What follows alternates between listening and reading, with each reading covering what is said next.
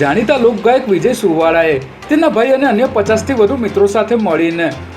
ઉઢવ વિસ્તાર બાનમાં લીધો હોવાની ઘટના સામે આવી છે, જેમાં દિનેશ ક્યાં છે, આજે તેને જાનથી મારી નાખવાનો છે તેવું કહીને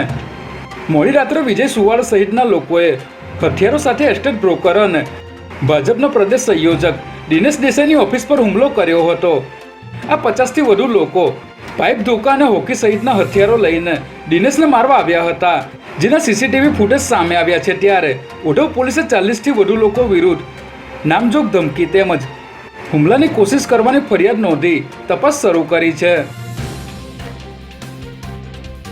ગુજરાત વિધાનસભામાં કોંગ્રેસના ધારાસભ્યોએ ગૃહમાંથી વોકઆઉટ કરતા તેમને 1 દિવસ માટે સસ્પેન્ડ કરવામાં આવ્યા છે,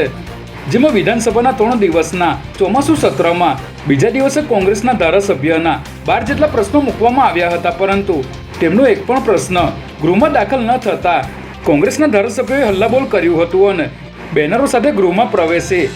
રજૂઆતો કરી હતી, જેથી મંત્રી ઋષિકેશ પટેલ દ્વારા કોંગ્રેસના સભ્યોને સસ્પેન્ડ કરવાની દરખાસ્ત મૂકવામાં આવી હતી. ત્યારબાદ બહુમતીને આધારે વિધાનસભાના અધ્યક્ષે 1 દિવસ માટે કોંગ્રેસના સભ્યોને સસ્પેન્ડ કરવાનો નિર્ણય લીધો હતો. અમદાવાદ મ્યુનિસિપલ કોર્પોરેશનના આરોગ્ય વિભાગની ટીમે લાંભામાં દરોડા પાડી 2 બોગસ ડોક્ટરોને ઝડપી લીધા હતા, જેમાં લાંભાના રાજીવનગરમાં ચાલતા માનવ સેવા ક્લિનિક અને લાંભાના સદાની ધાબી પાસે ચાલતા વાર્ષિક ક્લિનિકમાં દરોડા પાડી તપાસ કરતા આ બંને જગ્યાએ બોગસ ડોક્ટરો દ્વારા સારવાર આપવામાં આવતી હોવાનું સામે આવતા આરોગ્ય વિભાગની ટીમે બંને ક્લિનિકને સીલ કરી મેડિકલના સાધનો તેમજ દવાનો જથ્થો કબજે કર્યો હતો.